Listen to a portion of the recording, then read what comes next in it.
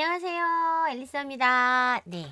토지거래 허가구역 지정이 돼서 뭐 아시잖아요. 너무 많은 분들이 내가 살려고 했다가 못 사는 분들이 되게 많은데 이제 강남에 똘똘한 한 채를 사두고 싶은 분들이 특히 이제 뭐 서울에 내가 실거주를 못 하시는 분들에게는 너무나 속상한 일이 됐어요. 그리고 내가 또 내 집을 팔고 잠깐 이 내가 강남 내지는 반포 내지는 뭐 잠실 또 무용산 이런 지역들을 내가 상급지로 이사를 가려고 준비를 하셨고 어떤 걸 살까 막 고민하던 이런 사이에 갭 투자를 하려고 갭 투자를 하면 돈이 좀 조금 들어가니까 전세를 끼고 매매를 해놨다가 내가 나중에 들어가야지 이런 수요. 내가 아주 작은 집이 하나 있는데 그것 때문에 거기 못 살았던 분들은 이제 토지거래가 잠시 풀리면서 너무너무 이제 기뻤죠. 기뻐서 그때 사신 분들은 다행인데 이제 그때 못 사신 분들은 다시 토지거래가가 묶이면서 너무 속상한 너무나 정말 반전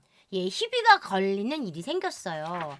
그래서 이 많은 분들이 도대체 토지거래 허가를 뚫을 수 있는 방법은 없는가? 토지거래 허가 방법이 도대체 뭐냐? 어떻게 해야 되냐? 방법이 되게 궁금하신 분들이 되게 많아서 제가 토지거래 허가에 대해서 조금 그냥 지난 시간에 제가 좀 이렇게 뭐 가볍게 말씀을 드렸는데 이 전문을 찾으니까 전문이 없다라고 말씀하시는 분들이 있어요. 그래서 제가 그 전문을 조금 더 자세하게 말씀드리려고 오늘 합니다.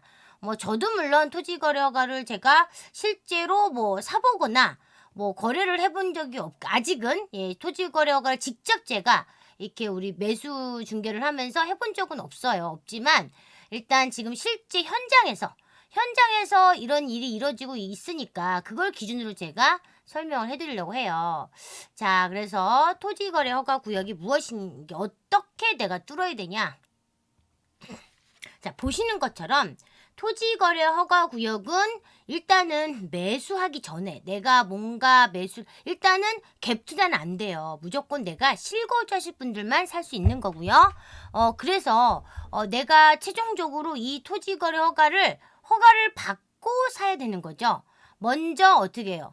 먼저 내가 사고 싶은 물건이 있다. 그러면 이제 서로 가격을 해야 되는 거죠. 가격을 하고 우리가 이제 가계약금 조금만 넣는 거지. 가계약금 조금만 넣고 토지거래 허가를 받으면 그 다음에 실제 본계약을 하는 거죠. 그런데 이 가계약을 하고 토지거래를 허가를 받는 동안 거의 뭐 요즘 한 3주 정도가 걸린다고 해요. 그리고 요즘 막 너무 바빠가지고 좀 더 오래 걸린다고는 하는데 어쨌든 내가 가계약금 넣고 토지거래 허가를 만약에 못 받으면 그거는 이제 다 아무 조건 없이 돌려주는 조건으로 미리 그렇게 하는데 토지거래 허가 받을 때 내가 1주택을 갖고 있는 사람도 있을 거 아니에요. 그쵸? 내가 지금 1주택을 갖고 있지만 나는 여기로 이사를 갈 거예요. 일시적 2주택으로 갈아타 계시는 분들이 있으니까 여기까지는 허락을 해줘요. 당연히 무주택자분들도 가능합니다. 그래서 내가 정리를 하자면 토지거래를 잠깐만 제가 이걸 쓰면서 할게요. 자, 토지거래가 가능한 거래는 뭐냐면 1번은 당연히 무주택자 가능하죠. 그쵸? 무주택자. 그 다음 2번은 1주택자인데 갈아타기 가능하죠. 그래서 이 2번들은 나는 지금 하나 갖고 있는데 갈아탈 거야. 그런 분들은 처분 조건이 붙겠죠. 처분 조건. 그쵸? 처분 조건이 당연히 붙겠죠. 이 처분할 때 당연히 기한이 필요합니다. 그 다음에 이제 가능한 건 뭐예요? 임대사업자. 내가 이거를 사서 임대업을 넣을 거야. 그래서 임대사업자 가능한데 임대사업자는 빌라만 가능한 거지. 아파트는 임대사업자가 지금 불가합니다. 임대사업자 불가합니다. 요거를 한번 잘 정리를 하셔야 되고요. 자, 그 다음에 내가 무주택자에 당연히 이 허가를 받기 쉽죠. 그래서 이제 무주택자들도 일단 내가 이걸 사서 허가를 받아서 오케이 너 사 허가서를 땅땅땅 3주 안에 이렇게 줘요. 공문이 와요. 그 공문을 가지고 이제 계약을 하고 그걸 신고하시면 되는 건데 매수를 하면 최소 2년간 실거주를 해야 됩니다. 근데 일단 계약일로부터 3개월 이내 잔금을 해야 돼요. 그래서 허가를 받은 날 허가 받고 계약을 하는 거니까 내가 허가를 받으면 허가 받은 날로부터 3개월 이내에 잔금을 반드시 해야 돼요. 그런데 이제 요즘 제가 이제 거래를 하다 보니까 어떤 일이 있냐면 예를 들어 지금 내가 재건축 아파트를 사러 갔어요. 근데 이 재건축 아파트가 투기과열지구에 있는 재건축 아파트인 거예요. 그러다 보니까 이 투기과열지구에 있는 재건축 아파트가 우리가 조합 설립 인가가 나면 또 살 수가 없게 되잖아요. 투기과열지구로 지정되는 순간 재건축은 조합 설립 인가는 못 팔고 재개발은 관리처분 인가는 못 파는데 이 재건축이 투기과열지구로 지정된 이 재건축 아파트가 조합 설립 인가가 나다 보니까 10년 보유 5년 거주한 사람만 팔 수 있잖아요. 아니면 뭐 전원 뭐 해외 가거나 전원 지방 가거나 이런 사람들. 근데 이거를 사러 갔는데 이 사람이 너무나 안타깝게도 10년, 그러니까 내가 10년 동안 사서 10년 동안 살긴 했으나 며칠이 또 모자르는 거야. 며칠이 모자라서 한 서너 달, 네다섯 달이 좀 남았는데 팔고 싶은데 이놈의 이 또 토지거래가 묶이니까 마음대로 못 팔고 10년 보유 5년 거주 기간을 채워야 되니까 또 못 팔고 여러 가지 제약이 있어요.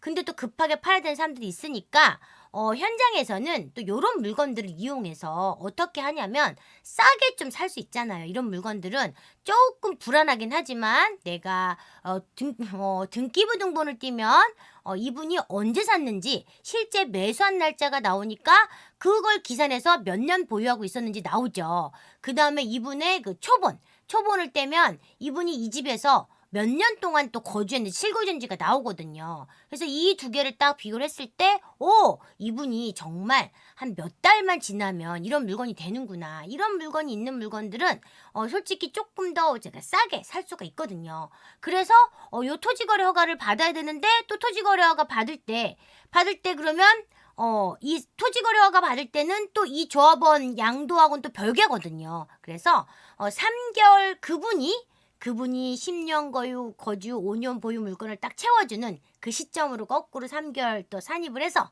3개월 전에 이렇게 토지 허가를 받고 3개월 딱 지나면 그때 잔금을 해야 되니까 그 시간에 맞춰서 현장에서 지금 이런 일도 좀 일어나고 있어요.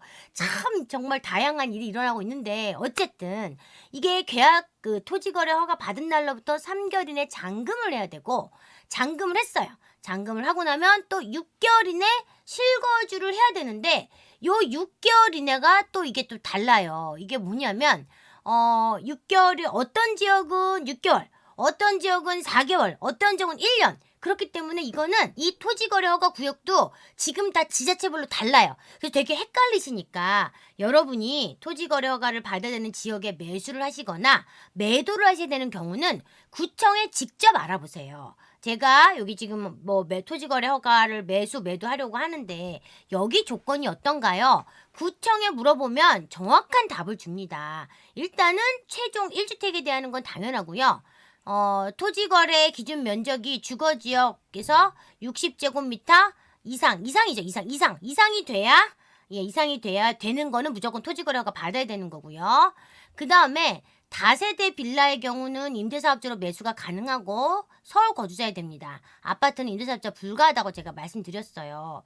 그런데 이제 여기서 제가 오늘 제목에서는 이제 구멍이 있다고 말씀드렸어요. 그 구멍이 뭐냐? 구멍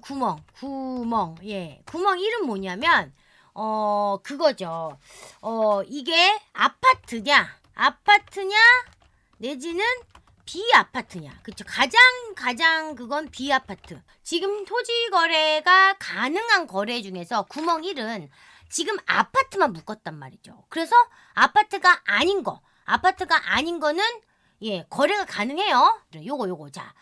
요거 다시 한번 갈게요. 자, 토지거래 허가구역 지정에 따른 기존주택 처분기한입니다. 그래서 강남구는 1년이고요. 송파구도 1년입니다. 서초구 4개월이고요. 용산구 4개월이에요. 그러니까 여러분이 기존 주택이 있을 경우에 처분 조건을 달고 토지거래 허가를 받을 수 있어요.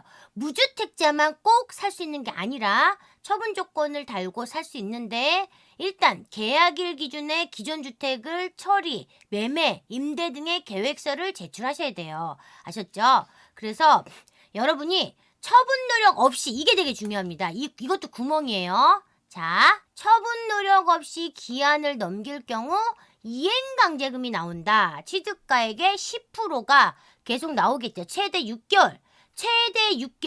그러니까 취득가액의 10%가 최대 6개월 나온다고 하니까 강심장들은 진짜 취득가액의 10%씩 60감 취득가액이 60% 내는 거예요. 그래서 이행을 해야겠죠. 그런데 이제 그거죠. 처분 노력 없이 내가 토지거래 허가를 받으려고 했는데 기존 주택 처분 1년 4개월 물론 강남 송파구는 1년이나 주고 서초구 용산은 4개월밖에 안 주니까 되게 속상하지만 노력을 내가 부동산에 내놔야죠.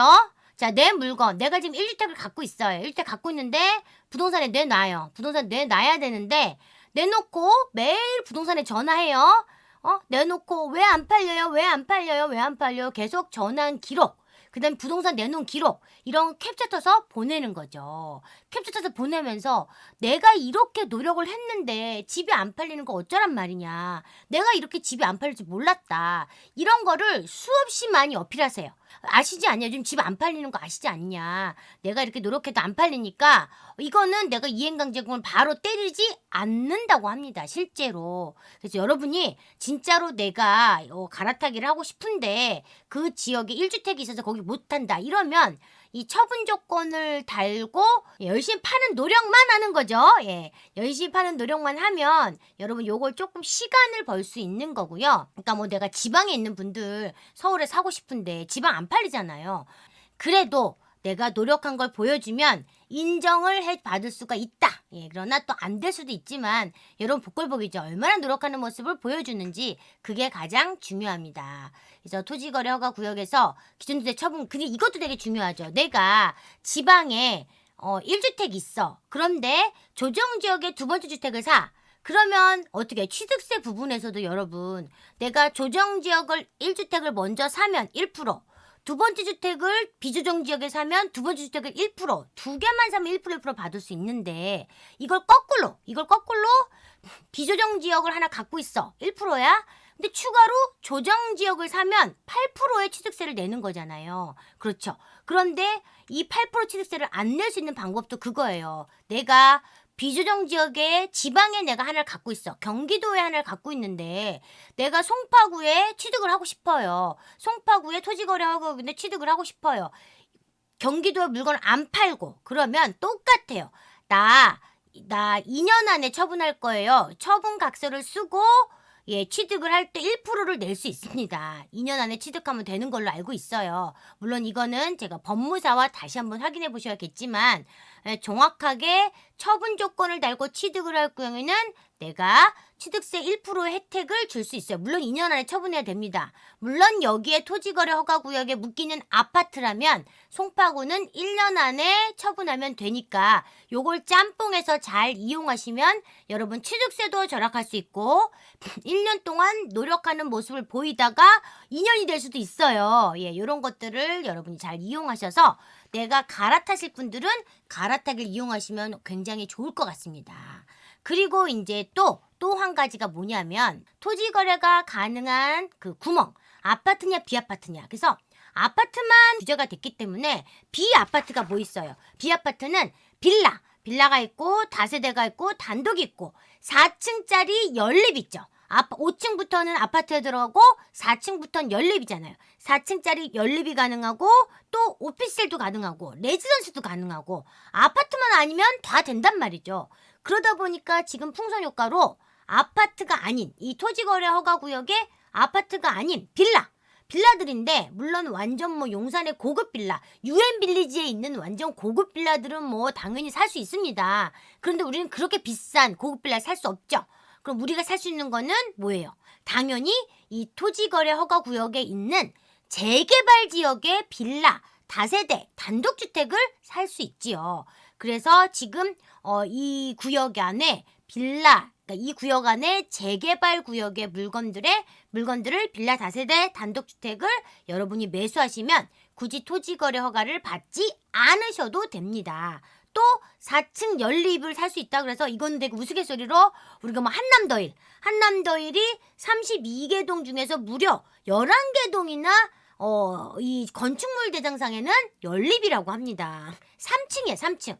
그럼으로 인해서 이 갭 투자가 가능하게 졌다 합니다. 그래서 103동부터 113동까지 실제로 전세를 끼고 매수할 수 있어서 실제로 투자로 많이 하시는 분들이 지금 많고, 또 도곡 삼성에 가면 타워팰리스가 있는데 타워팰리스가 아파트와 오피스텔로 같이 혼재돼 있어요. 근데 이제 바로 앞에 오피스텔, 바로 앞에 아파트. 그래서 아파트는 살 수가 없고 같은 타워팰리스를 이용할 수 있으면서 오피스텔로 돼 있는 이 아이들은 똑같이 또 거래가 가능하고, 또 뭐 송파의 시그니엘 가면 얘가 레지던스잖아요.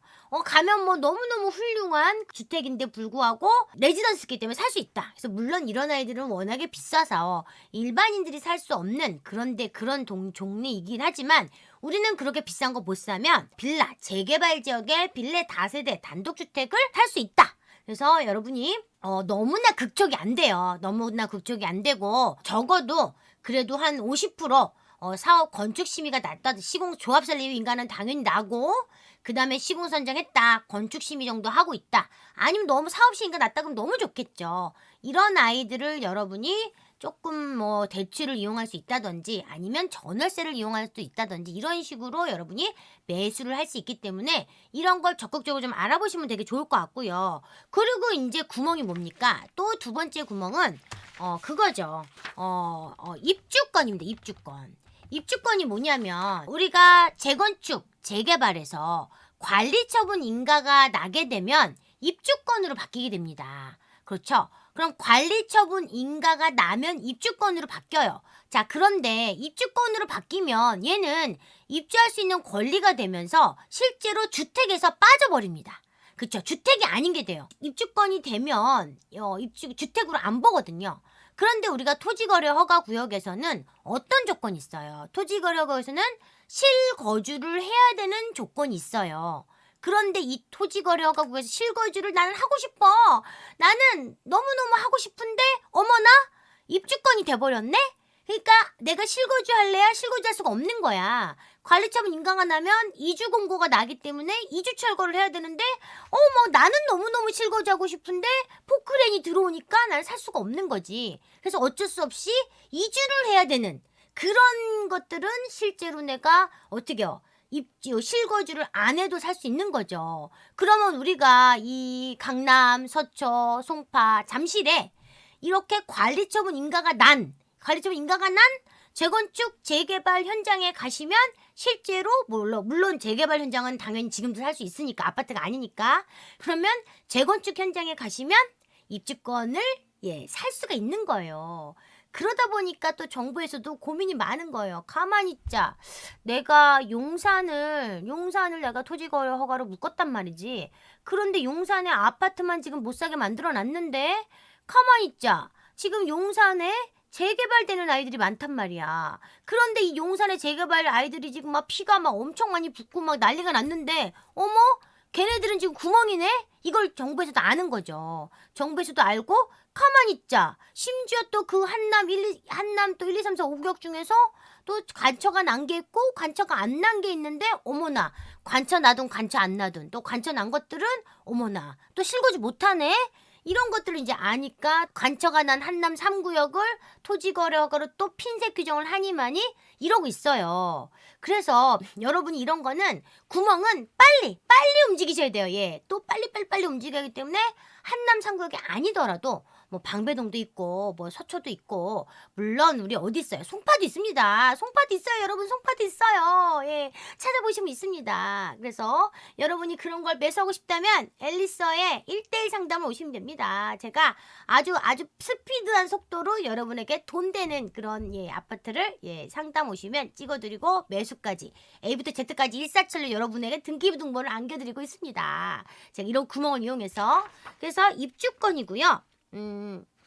두 번째는 그래서 또 뚫을 수 있는 세 번째 구멍은 뭐냐면 인접지역.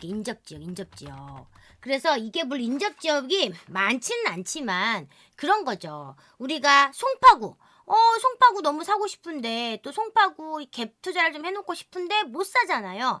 못 사는데 이럴 때 또 어떻게 해요? 이 송파구에서 위례신도시. 위례신도시가 사실 되게 힘들어요. 이 위례신도시가 위례신사선이 들어가야 됩니다. 이미 그 위례신도시에 그 분양을 할 때 위례신사선이 들어온다고 약속을 했고 그런 여러 가지 그 비용을 이미 이 분양가에 녹여서 분양을 했는데 아직도 안 들어오고 있으니까 위례 신도시 주민들은 너무 화가 나. 요번에 위가선도 발표를 했는데 과천만 좋지 위례는 하나도 안 줘. 위례를 안 들어오고 복정에서 끝나버리는 거지.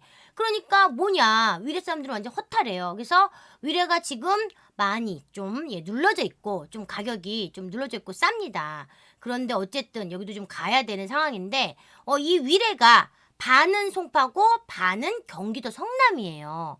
그러다 보니까 요 지역이 또 이 반은 송파에 있는데 이 토지거래하고 묶여서 못 사는 거. 또 위례지만 성남에 속해 있는 이 지역은 또 살 수 있는 거. 요런 인접 지역에 있는 이런 아이들은 살 수가 있다는 거죠. 그리고 이제 여러분이 지금 요런 여러 가지 이유로 인해서 지금 토지거래 허가가 좀 이 역효과를 많이 내고 있어요. 그래서 이 내가 토지거래 허가구역을 못 사면 또 발빠르게 어디로 움직여야 되냐면 토지거래 허가구역이 아닌 마포나 성동이나 아니면 영등포구나 뭐 강서구나 서대문구나 동대문구나 뭐 강동구나 이런 지역의 똘똘이 지역으로 빨리빨리 움직이셔야 되는데 그 지역들이 요즘 계좌가 안 나오고 부르는 게 값이 됐어요. 저도 지금 계속 저희 컨설팅 의뢰하시 1대1 상담을 하시고 저한테 컨설팅을 의뢰하시는 분들을 위해서 정말 매일매일 현장에 가서 물건을 찾고 계약을 해드리고 있습니다. 그런데 정말 부르는 게 값이에요. 제가 지난주에는 또 지지난주엔 집을 보러 갔는데 아주 매도자 우회시장으로 딱 그 시간 아니면 안 돼요. 그 시간에 갔더니 5명이 와 있고 5명 중에서 정말 계좌를 받기 위해서 얼마나 피나는 노력을 했는지 5명 중에 제가 물론 계좌를 받았지만 그러니까 계좌 받는 것도 노하우가 필요하죠. 아무나 계좌 받을 수 있는 게 아니니까 저는 더 싸바싸바 해가지고 제가 5명 왔는데 그중에 계좌를 받았거든요. 그리고 그게 하나 팔리면 요즘은 정보의 홍수시대라 누가 하나 팔렸다 그러면 바로 가격을 올려버려요. 그러다 보니까 계속 추격 매수를 하게 되거든요. 그런데 여러분이 지금 좀 너무나 마음이 급하신 분들이 많아요. 그런데 너무 마음이 급해서 막 지금 사면 안 될 것 같고 막 지금 뭐라도 잡아야 되겠다 이런 마음은 지금 조금 내려놓으셨으면 합니다. 이렇게 구멍들이 많기 때문에 내가 마음만 먹으면 살 수 있는 오히려 좀 더 싸면서 또 투자금이 훨씬 더 적게 들어가. 그런 데보다 오히려 저는 지금 막 비토지거래 허가 구역을 추격 매수하는 것보다는 오히려 토지거래 허가 구역이 더 싸요. 토지거래 허가 구역으로 묶였기 때문에 그 지역들이 가장 싸단 말이죠. 왜냐하면 눌러져 있으니까 토지거래 허가니까 거래가 잘 안 되니까 오히려 그런 지역들이 싼데 못 사니까 비토지거래 허가 구역으로 가서 추격 매수를 하다 보면 사는데 너무 급급할 게 아니라 여러분 지금 사는 걸 급급할 게 아니라 어떻게 해야 돼요? 싸게 사야 돼요. 싸게. 여러분은 싸게 사야 내가 먹을 게 많은 거고 나중에 내가 싸게 사야 그만큼 이익이 나한테 벌어지는 건데 막 마음이 급급해서 추격 매수를 하게 되면 사고 나서 정신 차리고 보면 내가 너무 비싸게 샀네. 그것도 만약에 이제 하반기에 돼서 만약에 대출이 좀 쪼이고 하반기에 막 이게 안 풀리고 규제가 더 심해지면 또 살짝 또 동결이 되는 시기가 오게 되면 그제서 정신 차리고 보면 내가 너무 급급한 마음에 추격 매수를 했구나. 이런 생각이 들 수가 있어요. 그래서 여러분이 내가 지금 좀 판단이 안 서시는 분들은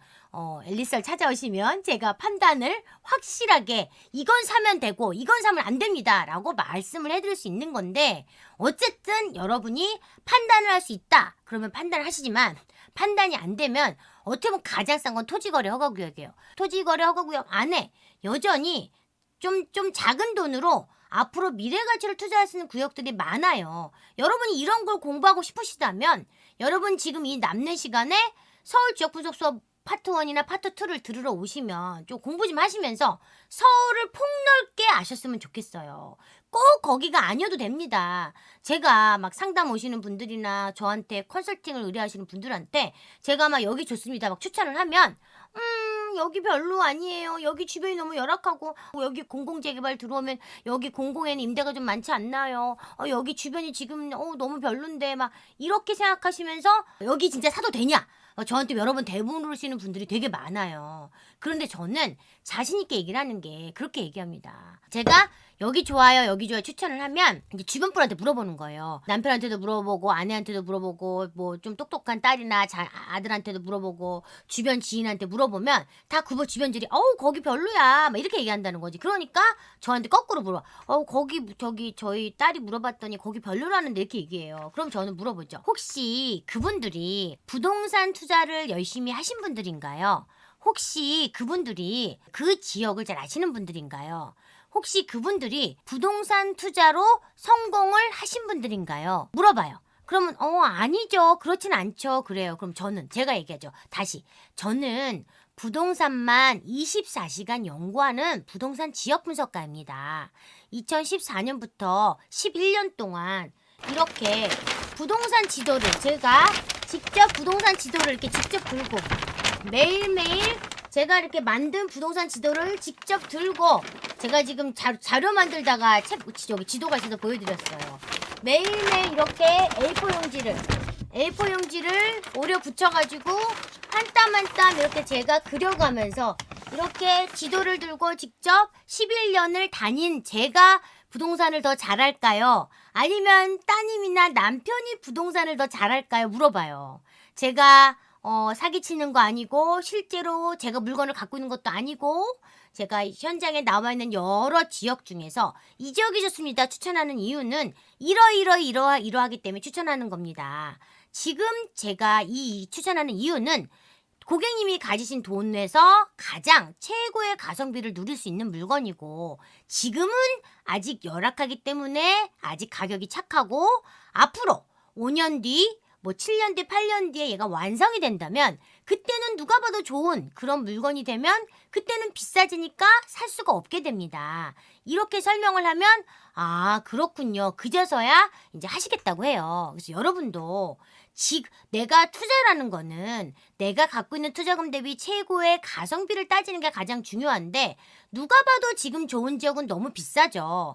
그런데 여러분이 돈이 있으시면 누가 봐도 좋은 지역을 하시는 게 맞죠. 그게 최고의 상급지입니다.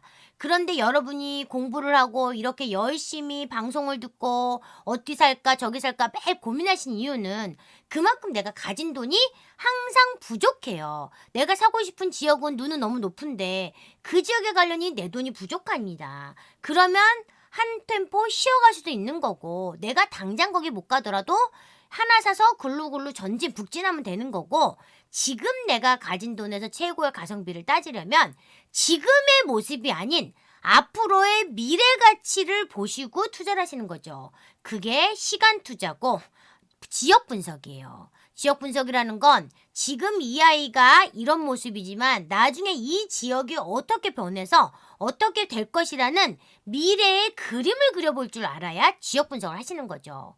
저는 10년이 넘는 세월을 실제로 현장에 다니면서 그 지역이 어떻게 변화되는지 봤어요.